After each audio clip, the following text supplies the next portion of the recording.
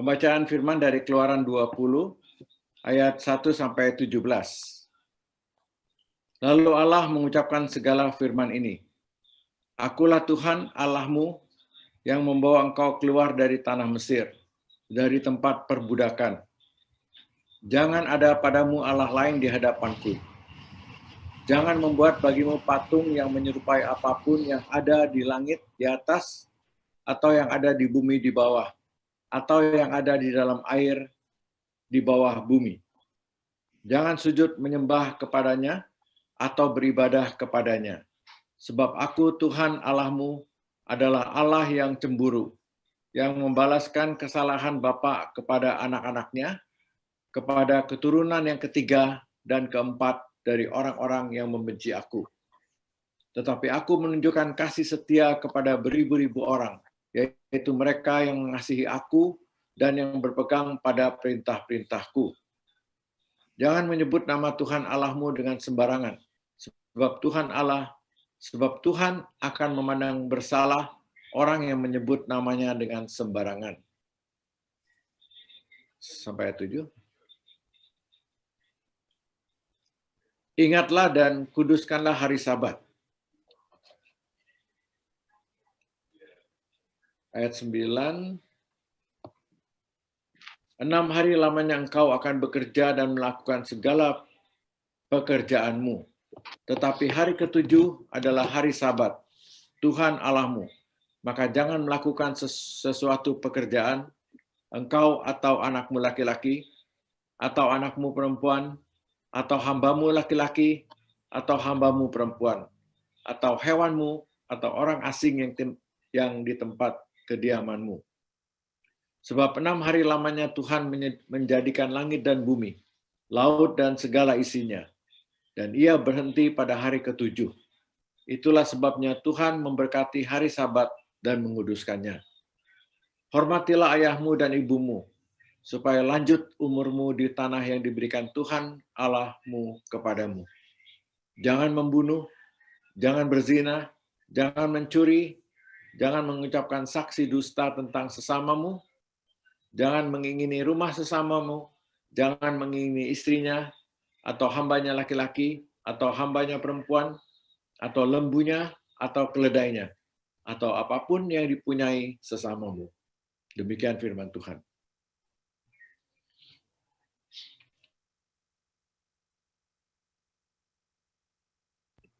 Bacaan kedua dari Yohanes 2 ayat 13 sampai 22. Hari Raya Paskah orang Yahudi sudah dekat, dan Yesus pun naik ke Yerusalem.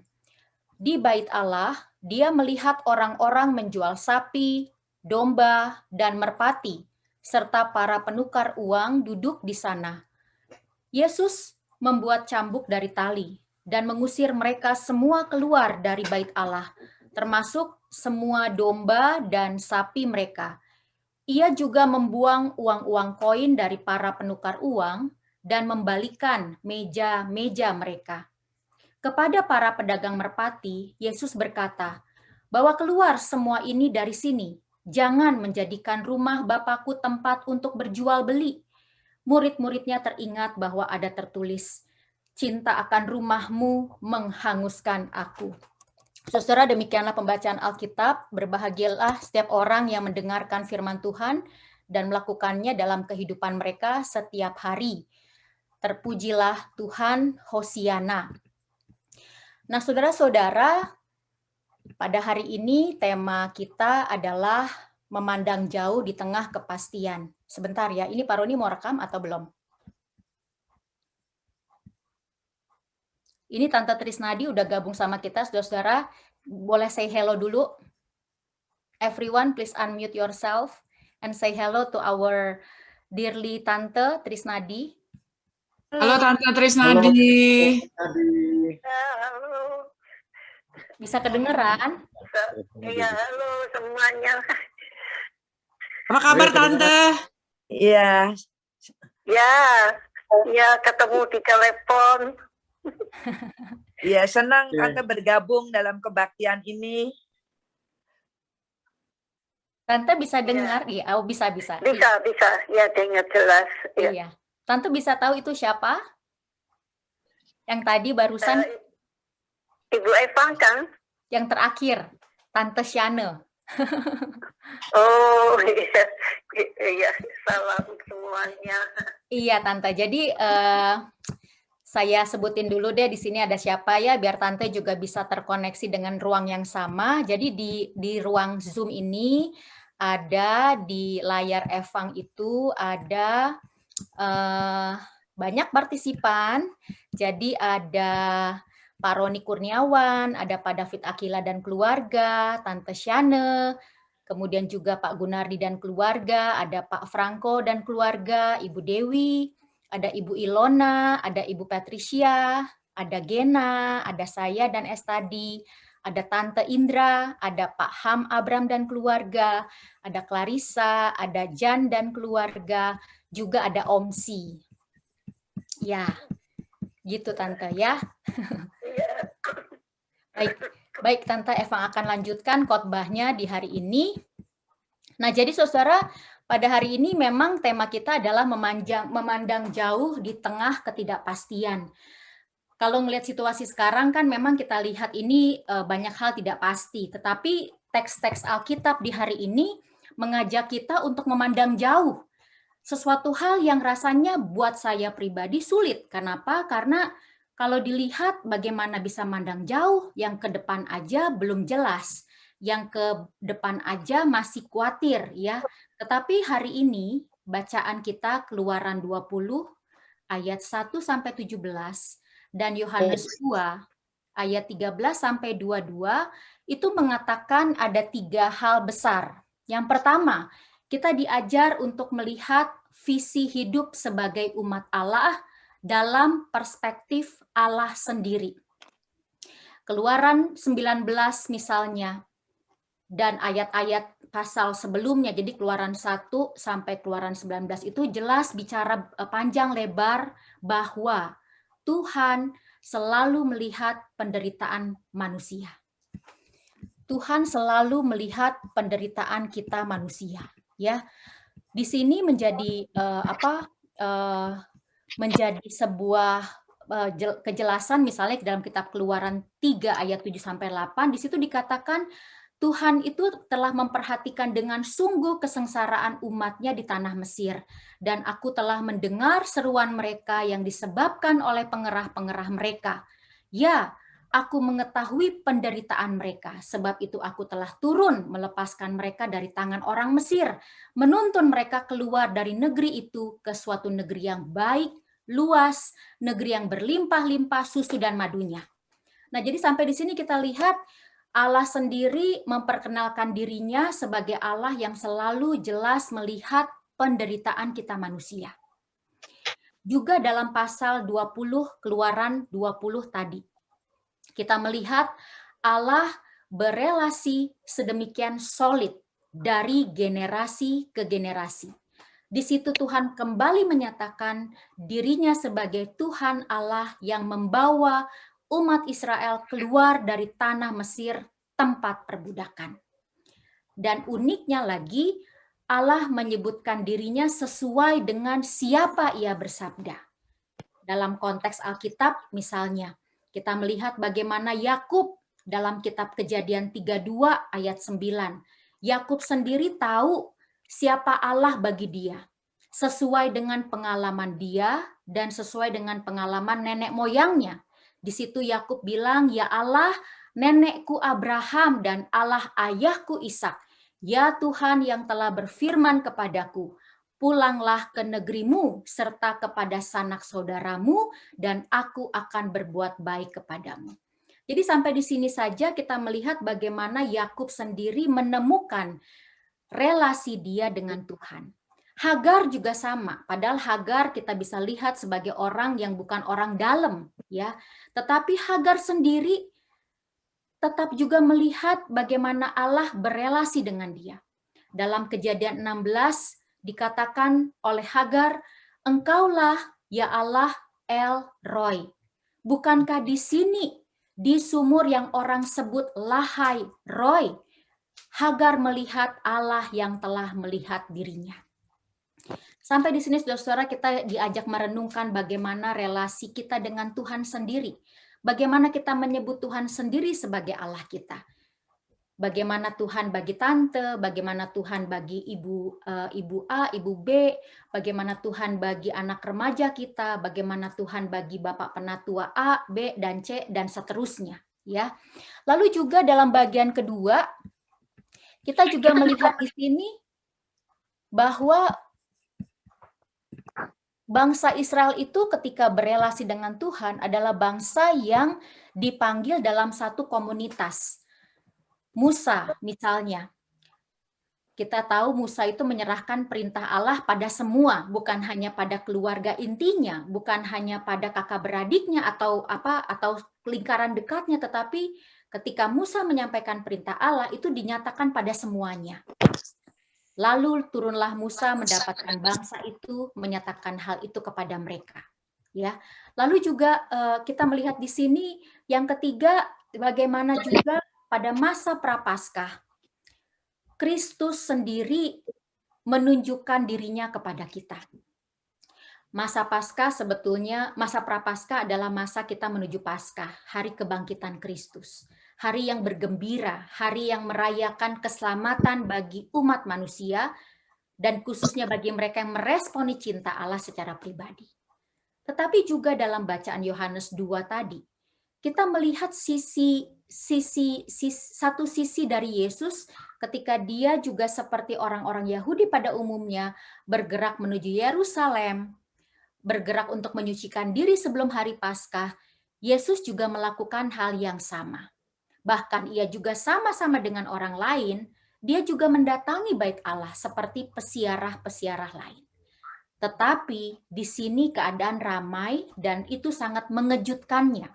Makanya dalam Yohanes 2 tadi kita melihat bagaimana Yesus mengatakan jangan membuat rumah Bapakku ini menjadi tempat berjualan. Suara kenabiannya menggelegar. Lalu juga dikatakan lagi oleh Yesus, rombak bait Allah ini dan dalam 3 hari aku akan mendirikannya kembali. Saudara, di sini kita melihat bagaimana Yesus menjadikan konsep tubuh sebagai juga bait Allah. Itulah sebabnya Yesus memperhadapkan pemahaman orang-orang di bait Allah itu bahwa jangan berfokus hanya kepada bait Allah, gedung yang kelihatan, yang menurut mereka sudah dibangun selama 46 tahun. Tetapi Yesus mengajarkan satu konsep yang baru bahwa bait Allah itu juga adalah tubuhnya. Begitu juga dengan tubuh kita. Relasi kita dengan Tuhan juga menjadi sebuah hal yang begitu penting dan harus intim dengan Tuhan. Disinilah kita menjadi diingatkan kembali, itulah sebabnya pada hari ini saudara-saudara yang berhimpun dalam kasih Kristus, kita mau merayakan perjamuan kudus. Kita mau merespon cinta kasih Kristus dalam kehidupan kita. Karena itu mari kita berdoa. Tuhan, terima kasih atas firman-Mu. Kami mau menghadap meja-Mu. Kami mohon bersabdalah dan teguhkanlah hati kami. Terima kasih Tuhan. Di dalam nama Tuhan Yesus kami berseru. Amin. Tante Trisnadi masih ada ya? Iya, ya. Ya. Makasih Tante atas kesetiaannya, juga semua teman-teman yang ada di ruang Zoom ini.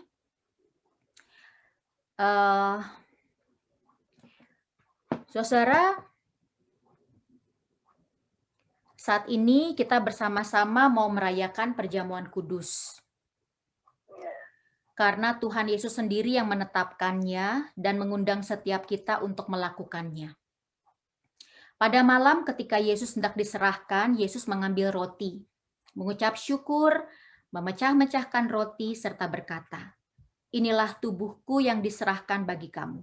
Perbuatlah ini menjadi peringatan akan aku." Setelah makan, Yesus berkata, ia mengambil cawan. Cawan ini adalah perjanjian baru yang dimeteraikan oleh darahku. Perbuatlah ini setiap kali engkau meminumnya, menjadi peringatan akan aku. Kematian Kristus kita wartakan, kebangkitan Kristus kita rayakan. kedatangan Kristus kita nantikan. Oleh karena itu, saudara-saudara, tadi kita sudah mengaku dosa kita. Kita percaya bahwa Tuhan juga sudah mengampuni dan mempersatukan kita. Seperti firman-Nya di dalam, saya bacakan saudara-saudara, firman Tuhan di dalam kitab Roma. Saya bacakan Roma 3, Roma pasal 3, ayat 21 dan 22. Tetapi sekarang tanpa hukum Taurat, kebenaran Allah telah dinyatakan, seperti yang disaksikan dalam kitab Taurat dan kitab-kitab para nabi, yaitu kebenaran Allah karena iman dalam Yesus Kristus bagi semua orang yang percaya. Sebab tidak ada perbedaan. Karena itu saudaraku, mari kita bersukacita, nyatakanlah salam damai seorang terhadap yang lain. Silahkan di-unmute. Salam damai, saudara-saudara semuanya yang dikasihi Tuhan. Peace of the Lord be with you. Salam damai. Salam damai Peace semua. Our Lord With be you. with all of us, Peace, all Christ of be with you. Peace be with you. Puji Tuhan. Ya. Halo. Baiklah. Saudara, mari kita berdoa. Tuhan, terima kasih karena pendamaian dosa Engkau nyatakan dalam Kristus. Kami mau merespon tubuh-Mu yang kudus, kuduskanlah kami untuk hidup dalam anugerah-Mu. Dalam Kristus Tuhan kami berdoa. Amin. Amin. Saudara, roti yang dipecahkan ini, saya pecahkan roti ya Tante.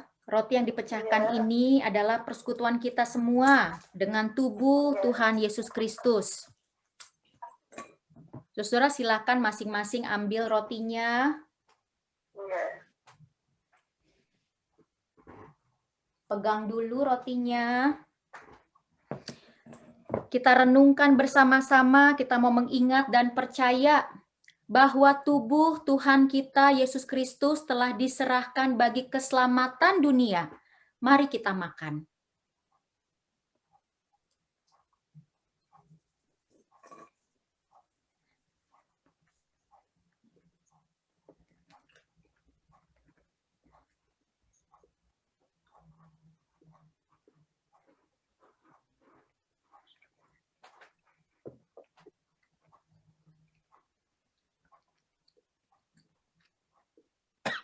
Ya. Sekarang marilah kita juga melihat anggur kita atau minuman yang ada di hadapan saudara.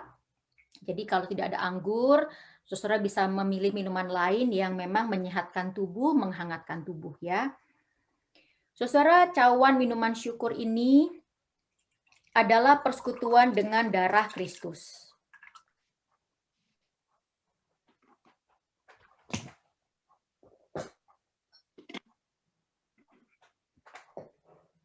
Silakan saudara-saudara ambil cawan syukur saudara, peganglah, pandang dan ingatlah, dan percayalah bahwa darah Tuhan kita Yesus Kristus telah dicurahkan bagi keselamatan dunia. Sebentar ya, saya lihat masih ada yang belum siap. Maaf ya. Sebentar ya.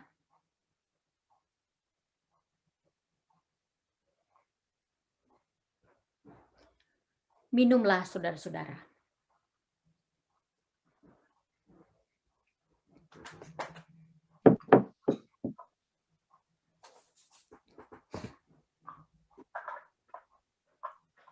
Ya. Bersyukurlah wahai jiwaku, bersyukurlah wahai segenap batinku, bersyukurlah segenap tubuhku, sebab Allah lah yang telah memuaskan segala dahagamu. Pandanglah Dia sebagai sumber kehidupanmu. Amin.